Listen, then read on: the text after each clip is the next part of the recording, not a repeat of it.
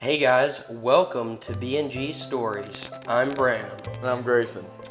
So I'm a junior here at UNC and am thrilled to be here today with Grayson to discuss how we are connected to people and places through the geographies of globalization. Today I will be talking about an annual 4-day music festival that is held in a place known as Wilkesboro, North Carolina, which happens to be my hometown. In its most simple concept, place is a location that maintains some type of meaning for a person or a group of people. For example, place involves the ways people make emotional connections to physical structures. So, because I was born in Wilkesboro and grew up there, I consider that place my home. Similar to me, my place is just outside of Charlotte in Concord, North Carolina, that I call home. This festival is called Merlefest. Merlefest is consistently held at the same absolute location, which is defined as a location that does not change regardless of context, and is a measurable attribute using the cartographic grid of latitude and longitude. With that being said, the absolute location of Merlefest is 36.1371 degrees north and 81.1828 degrees west. These are the coordinates of the Wilkes Community College campus, which is where Merlefest takes place. Merlefest was founded in 1988 in memory of Eddie Merle Watson, son of renowned guitarist Doc Watson, who was also a musician and played at the festival.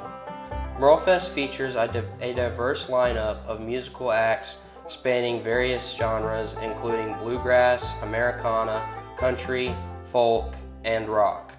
In addition to musical performances, the festival also includes workshops, fun jam sessions, and various food and craft vendors. Moving on, geographical scale also has to do with Merlefest.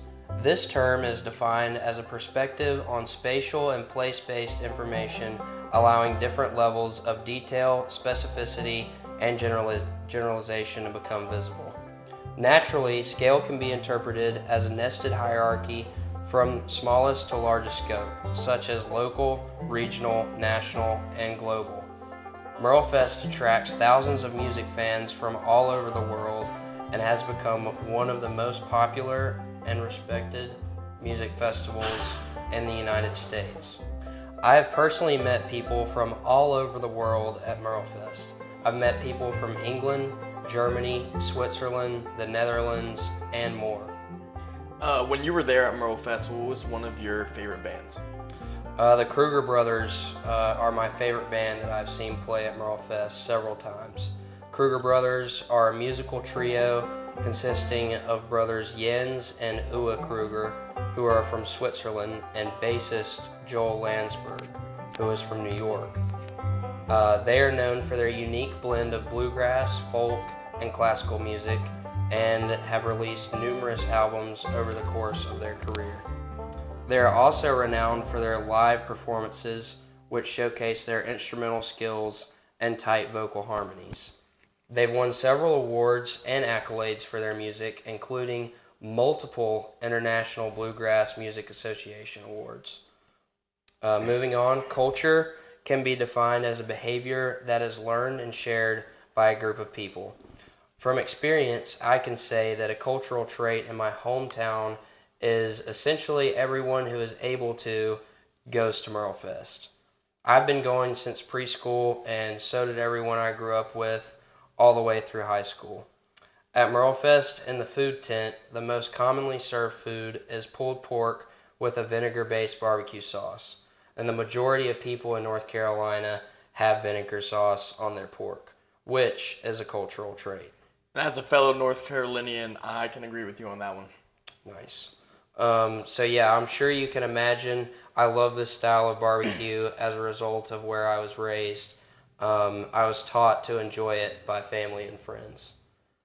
So furthermore, my identity is constantly in the making, and so too is myself. With that being said, my identity is being further made here in Chapel Hill, but Merlefest has definitely had an impact on my identity. I love listening to bluegrass because of it. I also love listening to country and lots of different music that has to do with string instruments. I'm going to close my story with the thought of interdependence. Simply put, interdependence is a way of conceptualizing the webs of connections between people and places. In my case, Merlefest has connected me with different parts of the country and the world through meeting these different people who are from different places, such as California and Switzerland, and it also has tied them in with me. Thank you, Bram, for sharing your story. And I mean, similar to you, one of the events that has had a big impact on me is Bonnaroo, which is a big music festival that will take place in the countryside of Manchester, Tennessee. I mean, technically, like how you were saying, Bram, that's where Bonnaroo's absolute location is, since it always takes place there. Um, this past summer, I went with my best friend Micah, and it was one of the most unique experiences in my life.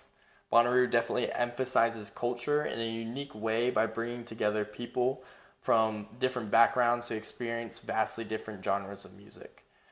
When I was there, I listened to indie rock, classical rock, hip hop, jazz, bluegrass, country music, and EDM. And I mean, as you can imagine, this attracts a vastly diverse group of people together that camp and share the same space for a week. Yeah, so just to jump in, a lot of people camp out at Merlefest too, and they're from all around the world and all around the country, so it's pretty cool to see those different groups of people come together. Yep. And along with that, Bonnaroo has a combination of both local and global, with local small artists that have their chance on a big stage at a music festival, plus huge artists that come with their name that attracts thousands of people to the festival. So yeah, at Merlefest, I can relate to that. I have a friend from high school, Shay Lovett, that performs at Merlefest now every year. But there's also some big names that have been to Merlefest, such as the Zach Brown Band, James Taylor, Sam Bush, and Willie Nelson. Yep. And I mean, it's amazing to see all these different cultures, ethnic groups, and types of people coming together to camp and listen to music for days on end. I mean, my connection to music goes way back to my upbringing and identity. I come from a big family of 17 people, and 11 of my siblings are adopted from different countries like China, Ukraine, and the United States through foster care. And growing up in a multicultural family, this exposed me to different types of music from an early age.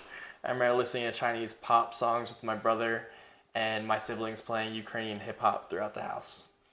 But music has definitely helped me in many ways throughout my life. It has hyped me up for sports games. It's helped me hit PRs in the gym. It's kept me entertained during long road trips. But more importantly, it's helped me through hard times and given me something to talk about and relate with my peers. Yeah, music has had a very similar impact on me. I used to listen to it before sports games in high school. I listen to it in the gym now during road trips. And also it's helped me get through some hard times. And it is nice to be able to talk about music and relate with it with my peers and family. Yep. So I mean, if you ever see me on campus, you'll see me with my Skull Candy headphones on, listening likely to EDM, hip hop, or R&B.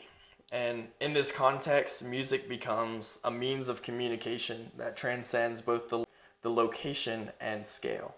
It allows us to connect with other people on a deeper level, regardless of our cultural backgrounds or geographical locations that we come from. Music creates a sense of interdependence that reminds us of our shared humanity and the importance of coming together to celebrate our different cultures. Awesome. Thank you guys for listening, and BNG Stories signing out. See ya!